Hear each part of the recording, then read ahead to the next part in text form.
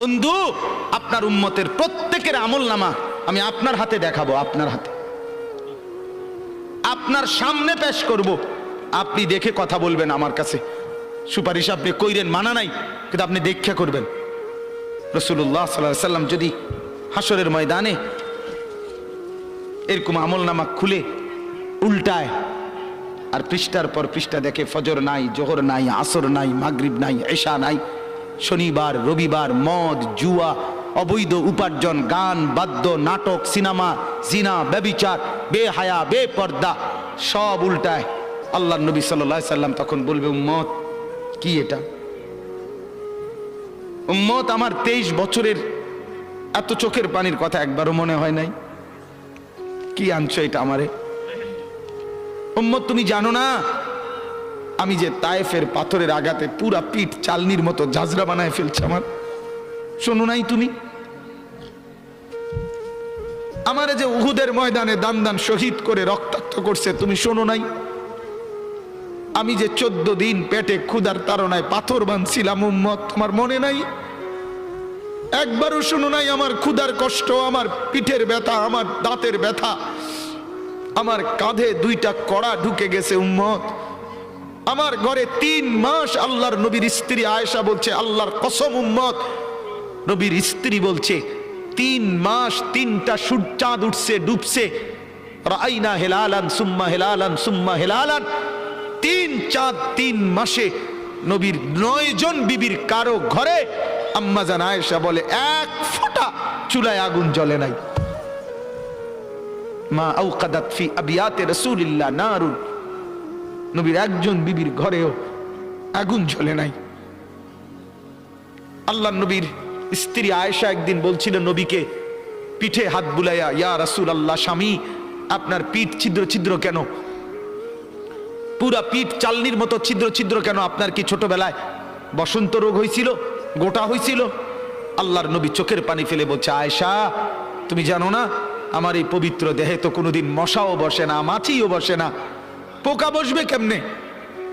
আমার পবিত্র দেহে তো হাঁটলে মেশকের ঘ্রাণ বের হয়, আমার পেশাব পায়খানাও তো কোনোদিন জমিনের উপরে 1 সেকেন্ড থাকে না, মাটি ফাঁক করে ভেতরে নিয়ে যায়, সেই আমার গায়ে গোটা হবে কেন? আয়েশা, এগুলো আমার তায়েফের পাথরের আঘাতের রক্তের দাগ।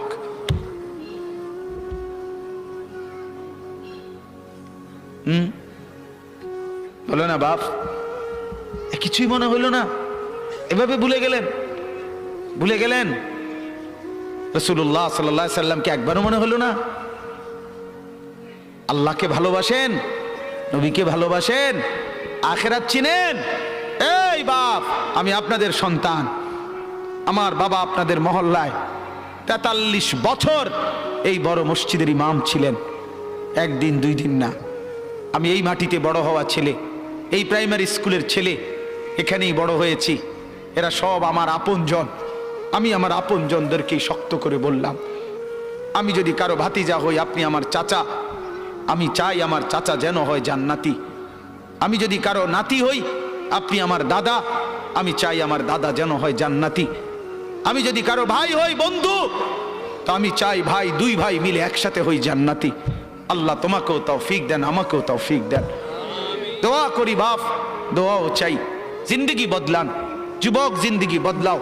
দিবা নিশির ফিকির আমার, জিন্দগি চেঞ্জ করেন, জীবন চেঞ্জ করেন। ফজরের নামাজে অভ্যস্ত হন।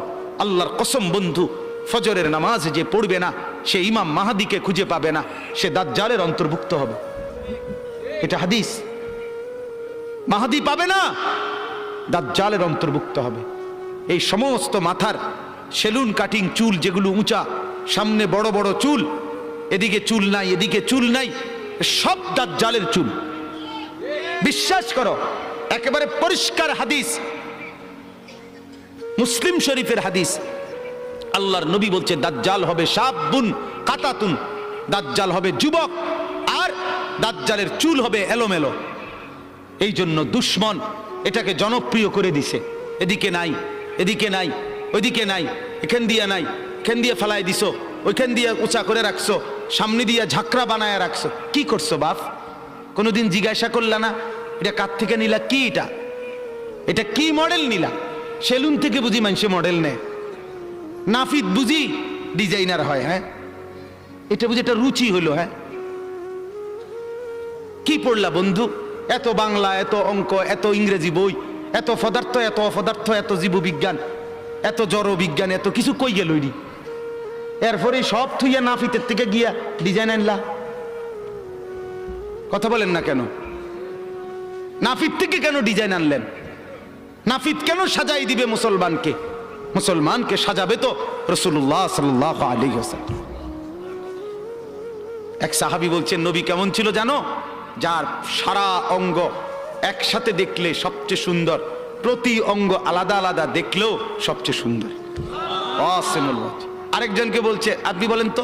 আরেক সাহাবী বলছে, আমি বলি যে নবী ছিলেন এমন যাকে একবার দেখলে আবার দেখতে মন চায়, দ্বিতীয়বার দেখলে প্রথমবারের চাইতে আরো সুন্দর মনে হয়। যত তারে দেখি তত সুন্দরই লাগে। তিনি ছিলেন এমন।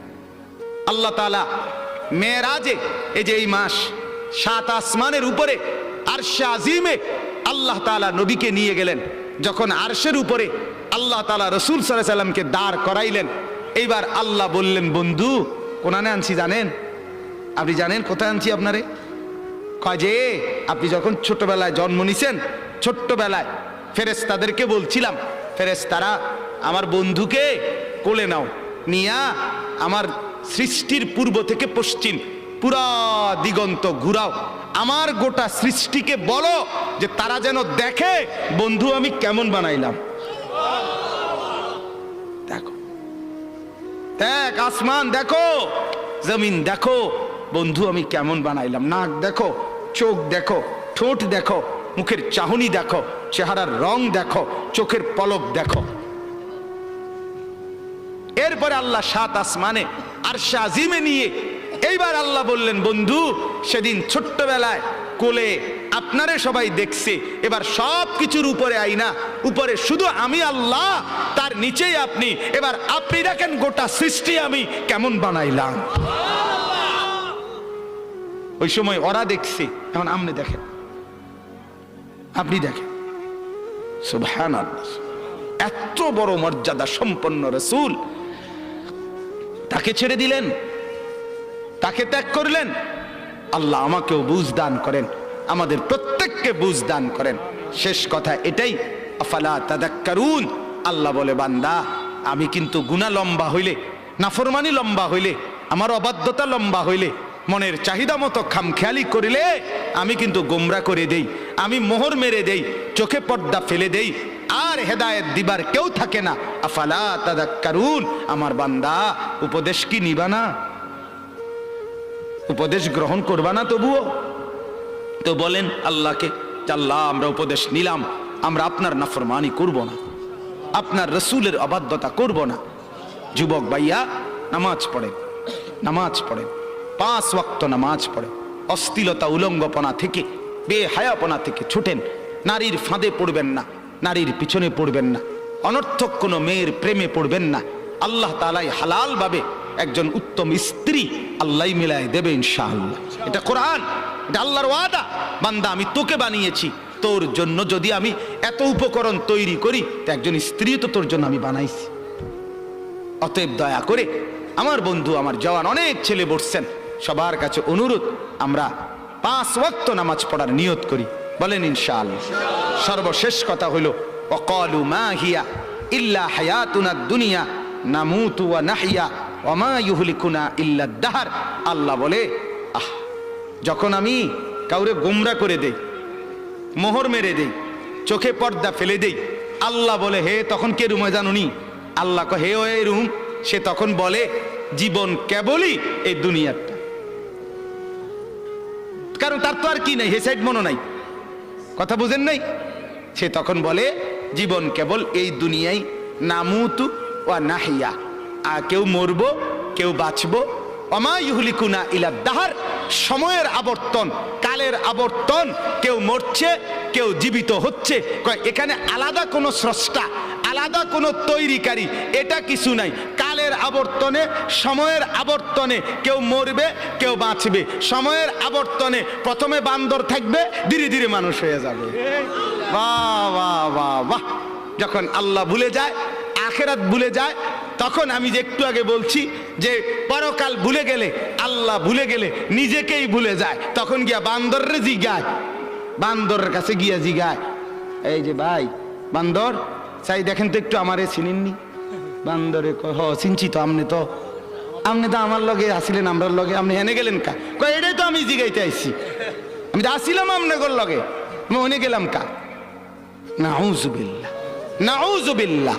অতএব কোরআন থেকে বঞ্চিত হলে আখিরাত মিলে না, পরকাল মিলে না, আল্লাহকে আর খুঁজে পাওয়া যায় না, নিজের অস্তিত্ব ভুলে যায়। আল্লাহ বলেন ওমা লাহুম বিযালিকা মিন ইলম ইনহুম ইল্লা ইয়াযুন্নুন। আল্লাহ বলে মূলত এদের কোনো জ্ঞানই নাই, যারা দুনিয়াকে নিয়ে ব্যস্ত থাকে এরা মূর্খ, মূর্খ, নাদান, অজ্ঞ। ইনহুম ইল্লা ইয়াযুন্নুন, তারা নিজের খেয়াল খুশি মতো চলে, অনুসরণ করে, বলে। আল্লাহ বলেন মূলত জীবন বলা হয় দুনিয়া না আখিরাত। জীবন মূলত কি বলেন না? অতএব বাপ, আপনাদের কাছে অনুরোধ, রাত গভীরে এতটুকুই কথা। মূল বক্তব্য দুইটা। একটা ছিল, প্রথম বলছিলাম আল্লাহর কোরআন পড়বেন, বলেন ইনশাআল্লাহ। মনে আছে না কথাটা? কোরআন পড়েন, তর্জমা পড়েন, অর্থ পড়েন, শুধু বাংলা অনুবাদটাই পড়েন, দেখবেন কলিজার মধ্যে নূর আসবে ইনশাআল্লাহ, আলো জ্বলবে, আলো, সব ভালো লাগবে, নতুন করে ভাবতে শিখবেন, আল্লাহ তাআলা তৌফিক দিবে।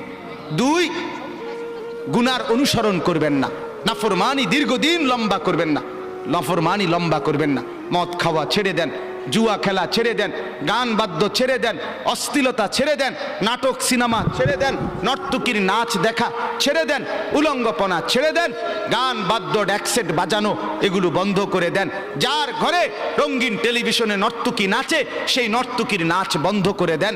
প্রত্যেকের হারাম রোজগার, সুদ, ঘুষ, অবৈধ ইনকাম এটা বন্ধ করে দেন।